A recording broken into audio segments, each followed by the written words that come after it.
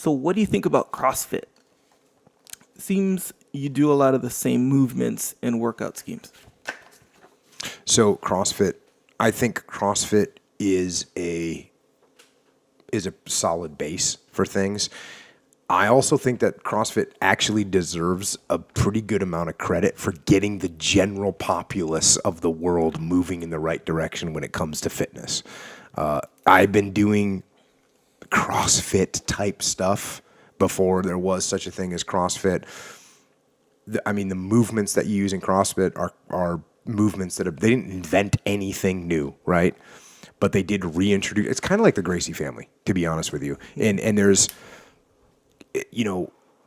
both the Gracie family and CrossFit, in my opinion, are responsible for really a paradigm shift in those two arenas, the arena of fitness and the arena of martial arts. If you looked at martial arts in the 70s and the 80s, what was it? It was karate, it was kung fu, it was aikido, it was traditional martial arts, it was not full contact sparring, it was just radically different than what it is now.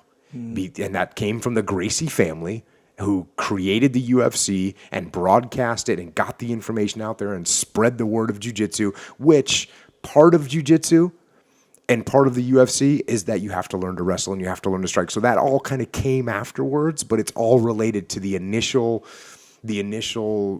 birth of the UFC and Gracie Jiu-Jitsu. And that's the same thing, in my opinion, with CrossFit.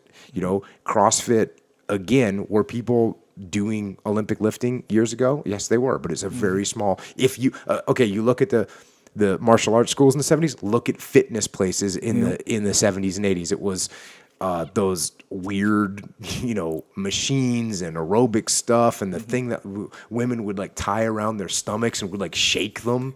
Just all kinds of bizarre stuff. And that's just stuff that was just ineffective. And so I think CrossFit deserves credit for spreading, the knowledge of squatting and clean and jerks and pull-ups and muscle-ups and all those things. And so, again, like I said, there were decathletes before CrossFit. There were Olympic lifters, there was gymnasts before CrossFit, and those people were incredibly fit. But CrossFit popularized those activities and those exercises more than anybody else was able to. CrossFit is popular, and jiu-jitsu is popular.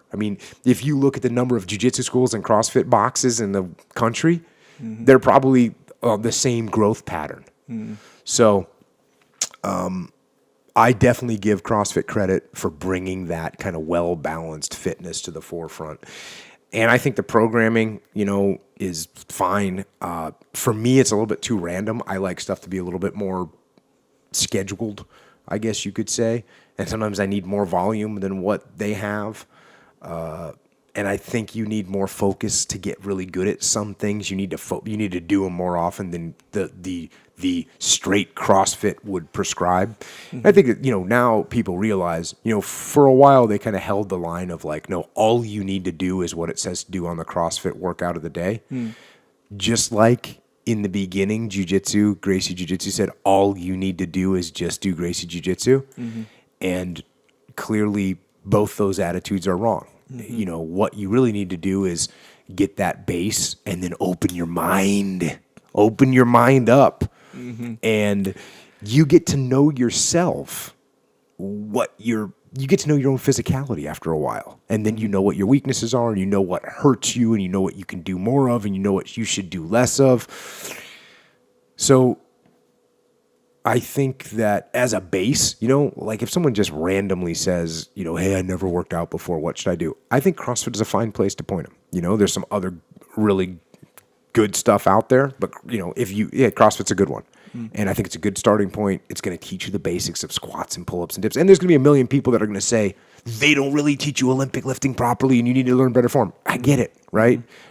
If you want to learn to be an Olympic lifter, CrossFit is not going to be the best place to learn to be an Olympic lifter. You need to go get an Olympic lifting coach. Yeah. If you want to be a great gymnast, you need to get a gymnastics coach. But if you want an introduction to this stuff, a basic introduction, then I think it's a solid. And again, I think you need to give it credit for what it did. And then most importantly, you need to keep an open mind that things change and you have to change. We all have to change and adapt and grow and evolve so that you can become better. So that's my opinion. Yeah, the CrossFit undeniably what it did is took working out, and some CrossFit workouts can be hard. I did CrossFit for a little bit, and even for someone who's like in pretty good shape, like they can be hard. And what an element of CrossFit that I'm not sure if this was intended from the beginning, but it got this way quick is kind of the group supportive environment, you know? So what it did was it turned it into, actually now it's a sport. Yeah. It's a straight up sport now.